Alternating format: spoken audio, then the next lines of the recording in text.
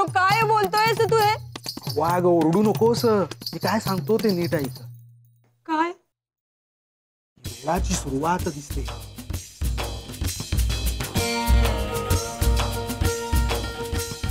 एकटेच बसलेले असतात, स्वतःशीच बोलतात. गावात चालत असताना बोलतात स्वतःशी. मला वाटतं लक्ष द्यायला हवं, नाहीतर वैद्यांना दाखवावं लागेल. वैद्यांना? यो मग काय करणार दुसरं? मी काय म्हणतो, त्यांना कुठल्या गोष्टीची काळजी आहे का? नाही, असे काही नाही, सगळे तर नीट सुरू आहे बाबा. यो पण बघ, लक्ष द्यायला हवं. गुंडू, हे असे बोलून तू मला खूप काळजी इथं टाकतोयस बघ. यो वा, मला पण काळजी आहे की ग अप्पांची. पण खूप आधीपासूनच त्यांना स्वतःशी बोलायची सवय आहे. हो, पण आजकाल हे प्रकरण खूपच वाढलंय.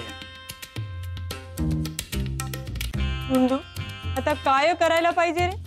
यो, आता तरी त्यांच्याकडे लक्ष ठेवायला हवं. आणि बघ, बाळूला वेडा म्हणता म्हणता स्वतःच वेडा व्हायची वेळ आली त्यांच्यावर. यो, हे असे काही बोलू नकोस बाबा.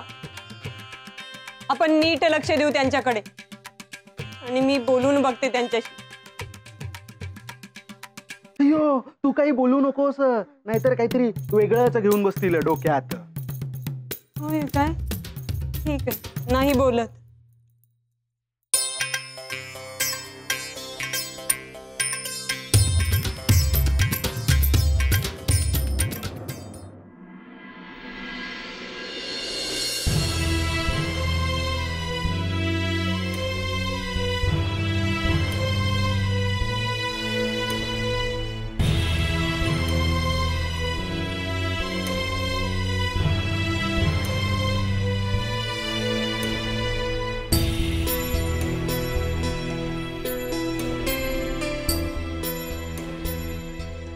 आवरून झालं आहे माझं, निघायचं का?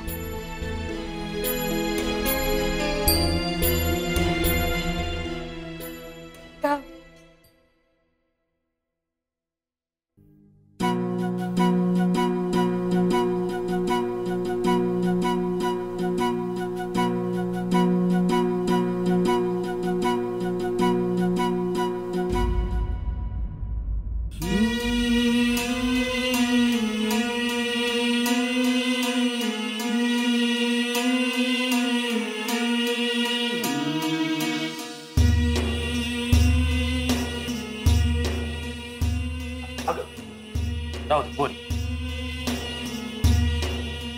कायम सुखात राहा. आयच्यानं जेवढं होईल तेवढं मी केलं. संसार सुखाचा होऊ दे एवढाच आशीर्वाद देतो.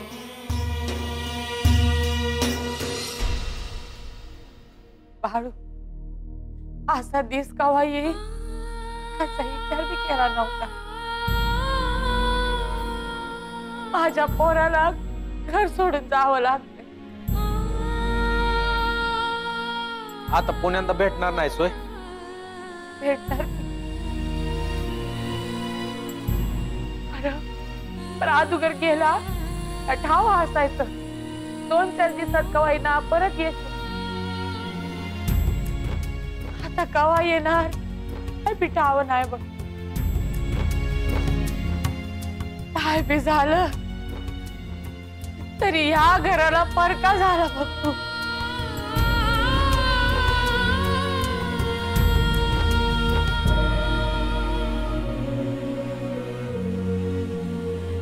अगं मी नुसतं इकडनं तिकडं चाललो आहे. यात रडायचं काय आहे? तू गेल्यावर मी एकली पडीन की इथं. का म्हणून? तुझ्या संग पांडुरंग आहे, हलसिद्धनाथ आप्पा आहे, बा आहे, भीमादा आहे, भैरू आहे.